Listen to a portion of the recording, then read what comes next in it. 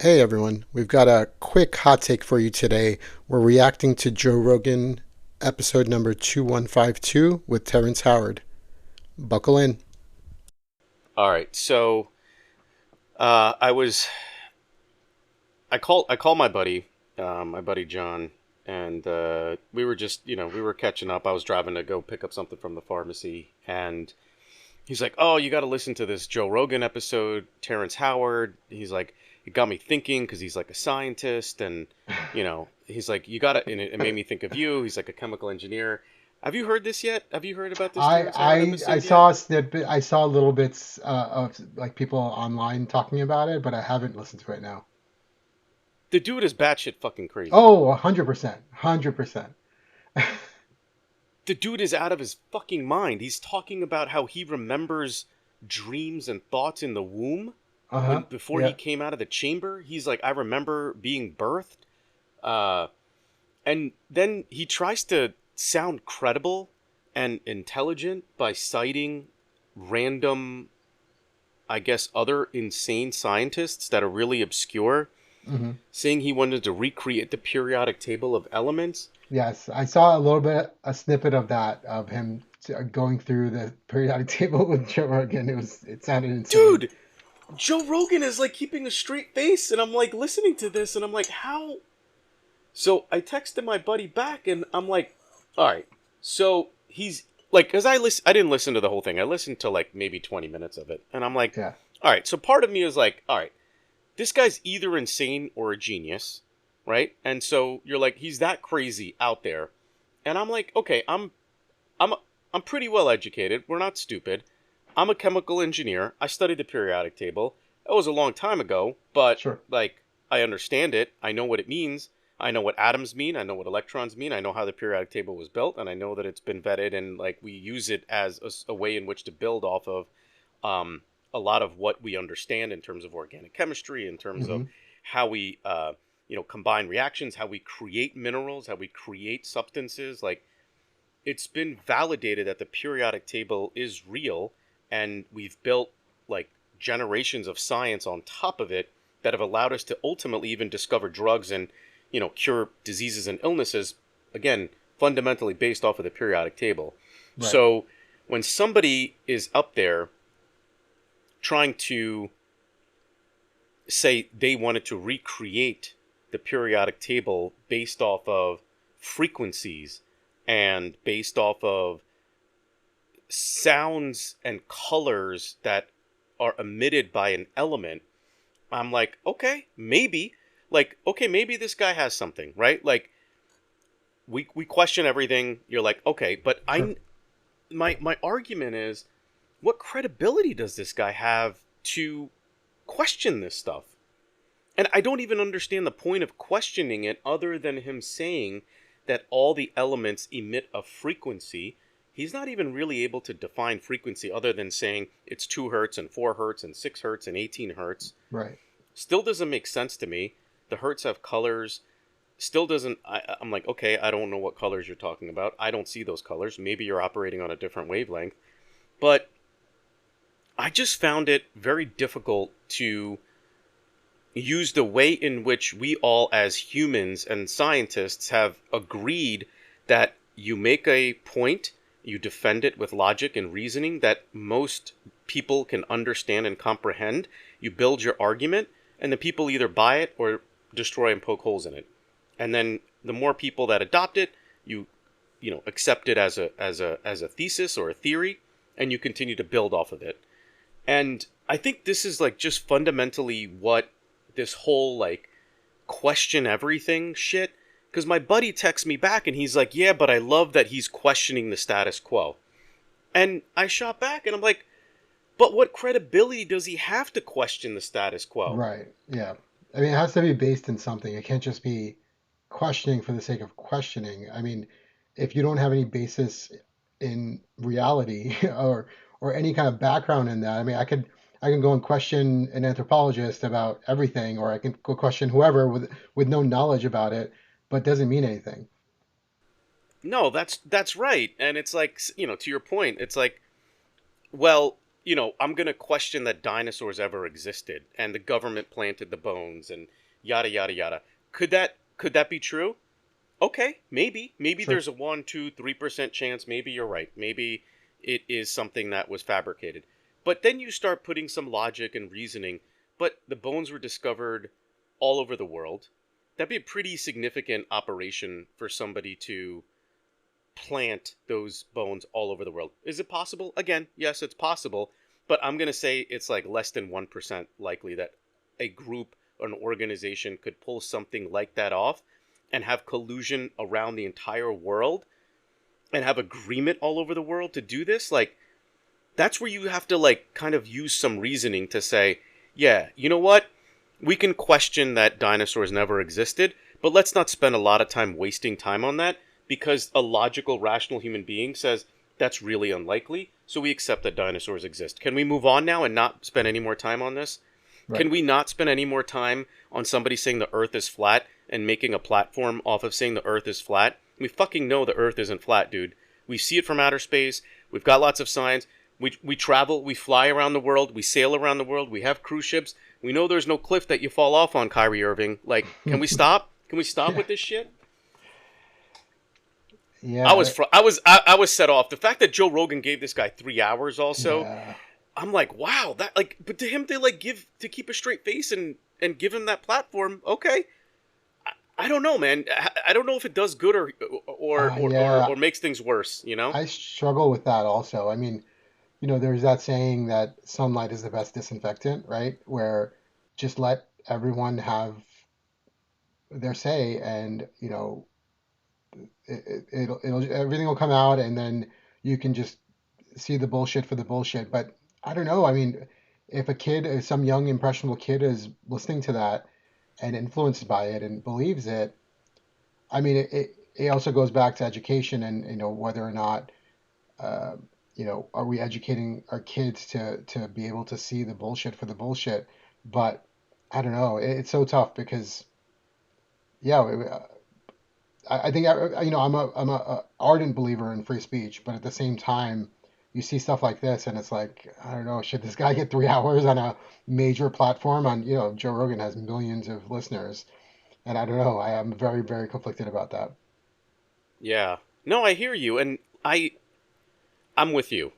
We need free speech. We need information to be out there. I respect Joe Rogan's craft and art to be able to give people a platform that many others may not give a platform to. We should hear them out. The fact that you and I are talking about it, kind of shows you the reach that he has to the public discourse that then ensues about a guy like Terrence Howard. And maybe that's part of his design. Maybe that's part of his art is that we should, question and then debate. And to your point, let it be a disinfectant. I'll say a lot of positive things. All those are positive.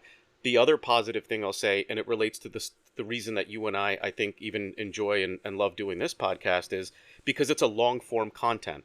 Like, I love long form content because it allows you to go deep. It allows you to get more information. It forces us to have a little more critical thinking than just 140 character soundbite. So I love all of those aspects of the podcast medium, as well as even Joe Rogan giving Terrence Howard that much time and that much that big of a platform to spend that much time to describe his thought process and his theses. And maybe there are some elements of good that come out of it, but I feel like we should make decisions quicker and move on to more productive, societally beneficial discourse, and not waste too much time trying to find that morsel of value that exists within that content. Yeah, yeah. I mean, I agree with that, but I don't know how. Yeah, I mean, I struggle with that so much. I don't know how do you do that? So Like it really goes back to this whole kind of like death of the expert. Like, it goes back to that where it's like any fucking idiot in the back of a classroom that hasn't paid attention all semester raises his hand and says, "Ah, that's bullshit. That's a government conspiracy."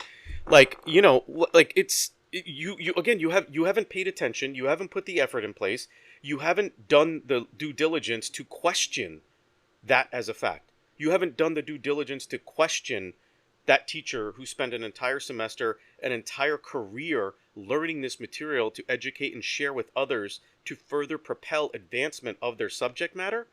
You don't have the right to question it because you haven't put the legwork in and nor earned the credibility to question it. If you're an expert in that field, you're a savant, you know things, you understand how things work, you can make credible arguments. And I think maybe it just goes back to like some of the stuff that we've talked about in the past. What does it mean to make a credible argument? What are the components of a credible argument? How do you ensure that a statement or a position that you take is defensible and credible in the public eye? And maybe some of that we've lost because we've lost journalism. I mean, journalism used to be the litmus test to say, this is the facts. This is an objective way in which we're presenting this information, and we're going to leave it up to you, the audience, to decide how to interpret it and how you feel about it. We're not going to tell you how to feel about it. We're just going to present you the information. And we don't do that anymore. All of our news stations, all of the media is all about telling you how to think and how to feel based off of their interpretation of the facts, as opposed to presenting objective material for you to make your own decisions off of. And I feel like that's given rise to this whole movement of, yeah, I don't think that's right, or that doesn't make sense to me, so I'm just going to question it and make myself feel good. It's like a lazy position, you know? I think it's just like a position of convenience, and it's lazy. Yeah, I think there has to be a limit to how much we allow people to, control public discourse on it, right? If they don't have no credibility, or, if they have no kind of basis of knowledge for that subject matter. And maybe that goes back to just educating ourselves better, or educating our children better on detecting that, right? Where, okay, fine, everyone can have a voice, and free speech and all that. But if we're educated, then if we're educated on how to think, then we can detect the bullshit better as a society. Yeah, agreed. And maybe that's what's missing. I mean, listen, there's everything that we're talking about. There's also another piece where people do suffer mental illnesses. And I Mm, mean, he may have a mental illness where he truly believes yeah, all of this. It's very right. possible. In fact, it's probably likely. And Yep. so you're like, okay, great. Like maybe we need to give people that have a mental disorder a platform, share their thoughts, make them feel better, all good. And again, maybe there's something good that will come out of it. Maybe. But again, I think we should not spend as we've Maybe spent not give them how 3 hours yeah, maybe on not a, give them on a 3 hours and podcast. then yeah, I know. Yeah, It's and just a lot. I know it's dangerous to diagnose from a distance, and we're not experts in mental health or anything like that. But and you can go back to the Kanye West podcast episode also. I mean, Joe Rogan gave him time. Even someone like Lex Friedman gave him time, and I would argue Lex Friedman did a much better job of kind of pushing back on his bullshit. But I mean, you can't listen to that and not think that there's some mental illness involved, right? Like it just, or he's just a world class troll. I mean, that those are only two explanations Yeah. for what you, if you listen to that, for what you listen to. The only explanations are those two. No, I'm with you. I'm with you. And that would be to your point like pretty world class if you can kind of have that strategic like approach to researching and like really believing it and like convincing yourself to the point that you can remember what it was like to be in a womb. Like it again, can you believe we're in a world where even I am like, okay, maybe there is something to this. Like I feel like we owe it to the whole kind of question everything approach to say, okay, maybe this guy really did experience that, or at a minimum, he truly believes that, and is getting a platform for himself and getting folks like us to talk about it and getting exposure for his brand out on Joe Rogan. Hmm. And maybe that's, like you said, a world class troll that he's, that plan that he's executing on to troll us. I think the more likely explanation is he's just, he really does believe it. He comes across as credible and truly believes it. I don't think he's trying to be malicious. I think he just has these thoughts and he believes them. And I think it goes against science and it does make us question things, but I don't think it's productive. I don't think there's anything productive that's coming out of anything that he shared. Like, I don't know what good is coming out of giving this guy a platform. I don't know what he's progressing. I don't know if there's a new line of science that he thinks he's going to create, but like, he didn't Hmm. present credible arguments.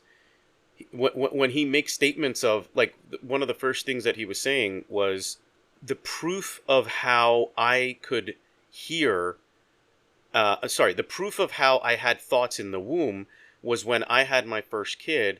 I shined a flashlight in my wife's belly for a week and played music, and my kid in the womb would kick and feel the light and the sound. And then when the light wasn't there after a week, he still kicked in that same spot when I played that music. Or he would follow the flashlight. Okay, that doesn't correlate with any memory. That doesn't correlate with a Right. brain development. Like that's that's what I mean. It's a watery argument. That's not a credible argument. So that's when you lose credibility, at least to me, when you try to make claims that don't follow normal reasoning to say, if this, then that. No. If somebody in the womb is following a light, that doesn't mean they have memories and knew how to solve and recreate the periodic table while they were in the womb. Like, it to me sounds like an insane person.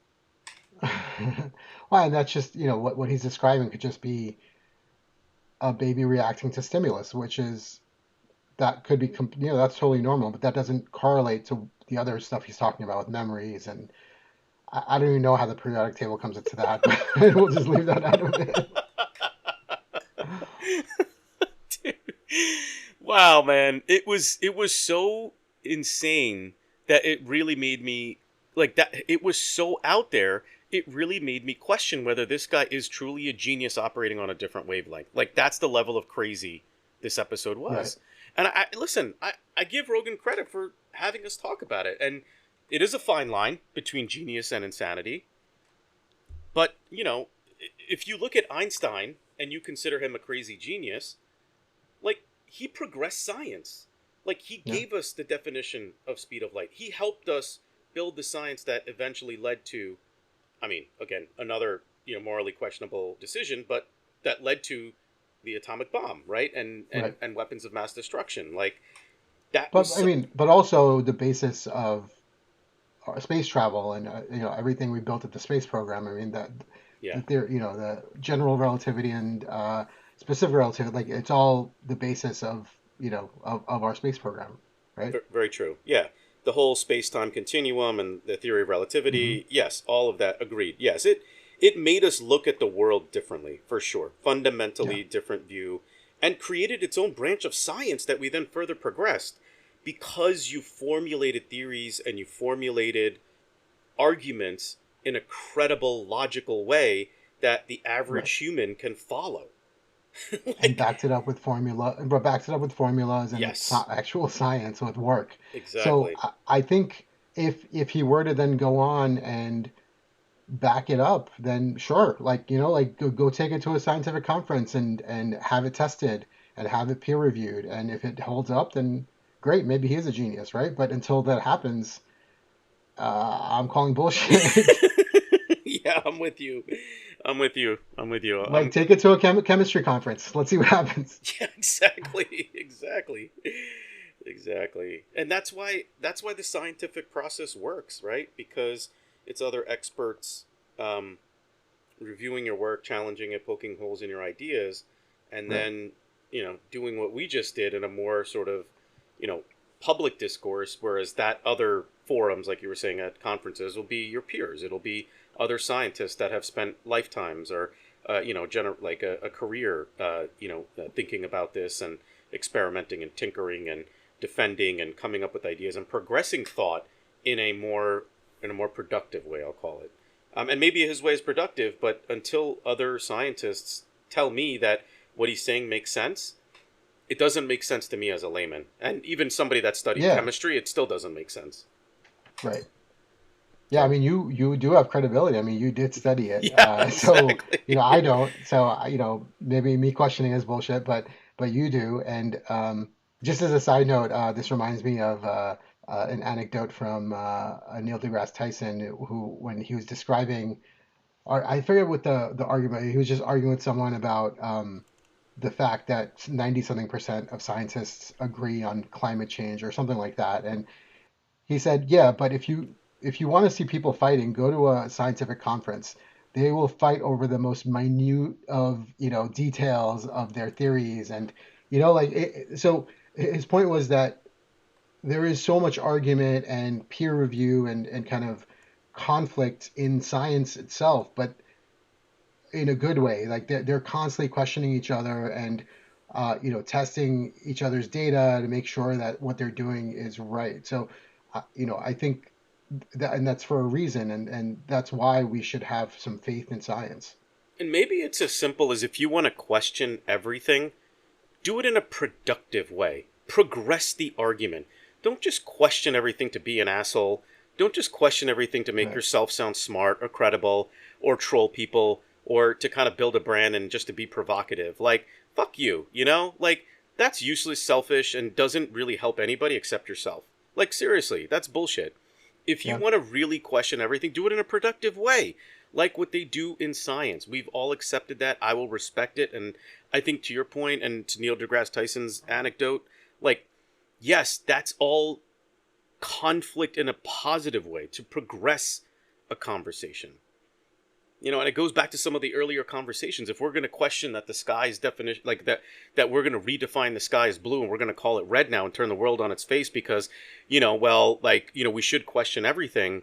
Like, is that really productive? Like, what are we going to get out of that? Nothing. It's just a waste of time.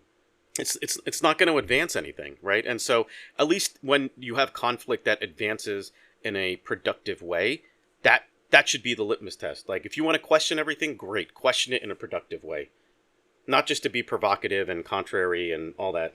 And just to end on a lighter note, this reminds me of I don't know if you're a fan of It's Always Sunny in Philadelphia or if you've watched it at Yeah, all. yeah, I've watched it. But Yep. there's an episode, I just looked it up, season 8, episode 10. It's called Reynolds versus Reynolds, the serial defense. It's the last episode of season 8. And it's where they're having an argument or they're having an actual trial about evolution versus creationism. And Mac, who's in the show, is a Christian and a conservative. It's a parody, so it's just a funny send up of debate between two groups of people who have no kind of basis in science. So even though the group that believes in evolution is right, they just argue back and forth, and it is the most funny episode. I recommend everyone to go watch it. It is hilarious. That's great. That's great.